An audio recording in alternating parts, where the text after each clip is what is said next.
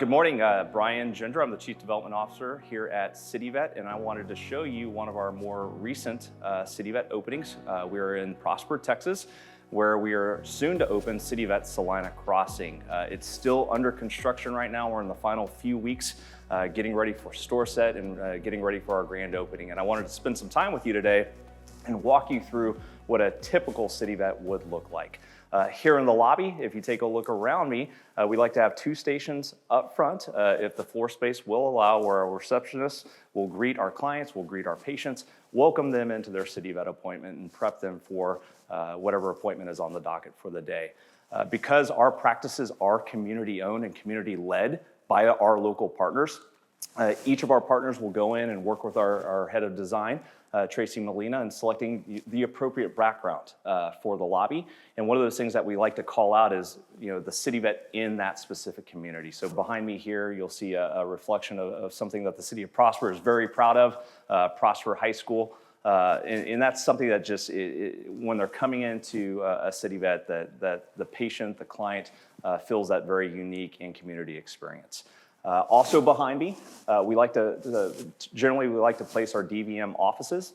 We like them to be glass, a little bit of frosting, so that clients can come in and see their veterinarians at work. Flip side of that is we also like our veterinarians to be able to look out into the lobby and be able to see their clients coming in, their patients coming in for their appointments. Also within our lobbies, we like to have some areas set aside for retail, etc. We also like to have windows into our grooming area, where their local groomer can come in and they can see their pet being taken care of. So what's very special about the 3 weeks leading up to the grand opening is the doctor being able to see their vision, their creativity, hand in hand with our design and construction team, getting to work with the square footage that's available in the space, the placement of their grooming, the placement of exam rooms, the DVM offices, surgery, ISO lab, etc. But here in exam room 2, where we work with the doctor is really around their workflows once we get into the actual exam room.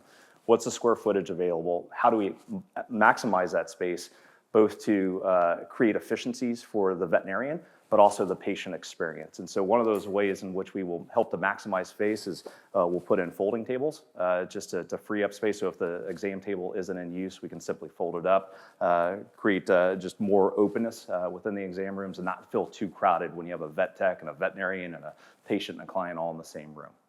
Some other characteristics that you'll find in a CityVet that we encourage our veterinarians, and they're generally very welcoming to this idea, is we like very clean spaces.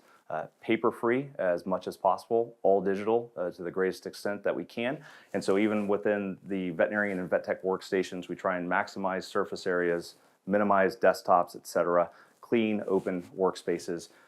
We have digital displays in almost all of our exam rooms where we can now offer the opportunity to our veterinarian to go over care plans, to go over invoicing, touchscreens, and we're also bringing in the ability to go ahead and check out within the exam room, make your payment, so you don't have to spend any additional time or extra time in the lobby after you've seen your veterinarian. Hi, my name is Tracy Molina. I'm the designer for the new locations, and I'm here to talk about some of our designs and customization that you can do. So one of our great designs is this lovely cat, and I will work with you to decide what designs you want and what colors. And in a lot of cases, some of our doctors have personal pictures of their pets and they like to showcase those. And this is another example of one of our wallpapers. This is our euthanasia room. Also, we refer to it as our quiet room. So this will double as a regular exam room or the euthanasia.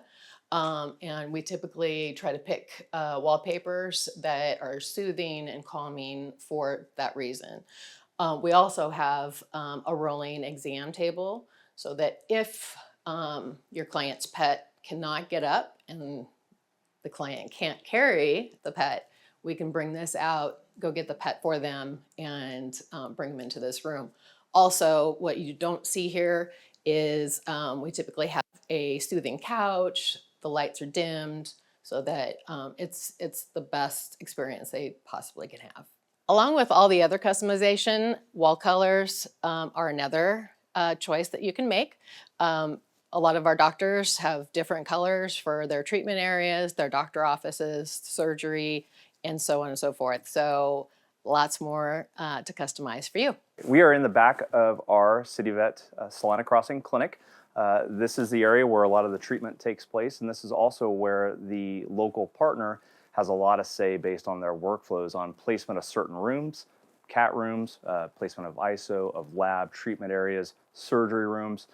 Again, when working with our design and construction team, we know the floor space that's available to us, the square footage, and then we provide to our local partner the options for their consideration, and it's based off their past experience, what's worked for them and what hasn't. And so in this room, in this care area, this local partner has selected 4 treatment tables. A couple of them are wet, a couple of them are dry. This is all representative of what the local partner here in Prosper has selected. We always have an IT room kind of tucked away. We usually don't like those things up front where they're visible by the clients. Most of our CityVet clinics, depending on the square footage, have at least 2 bathrooms, one that's free for client use and then the other one that is free for staff use. CityVet encourages the use of technology throughout our hospitals.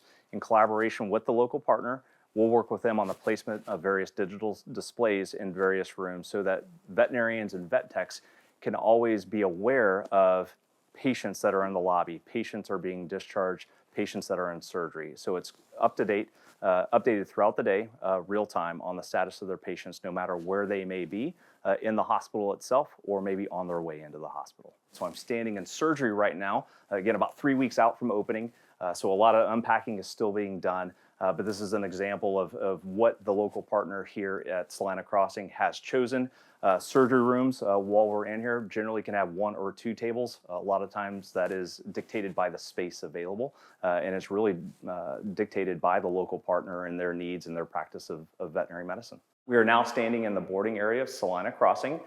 We have banks to the right for canines. We have a specific cat room in this CityVet hospital for felines. Then over to the left, we have larger kennel banks and dog runs for the larger canines that are there. We're now in the bathing area of CityVet Salina Crossing. And again, placement of these areas up to the doctor, up to their workflow, up to their preferences. But within this bathing area, we've got all the modern equipment that you would expect. We also try and place these bathing areas within the workflow of that local partner. So behind me over here to the right of me is where we would have our grooming. So there's just ease of movement back and forth from the bathing area. And then also over to the left is the entry over into the other kennel bank area where we just were, and then also access into the treatment area.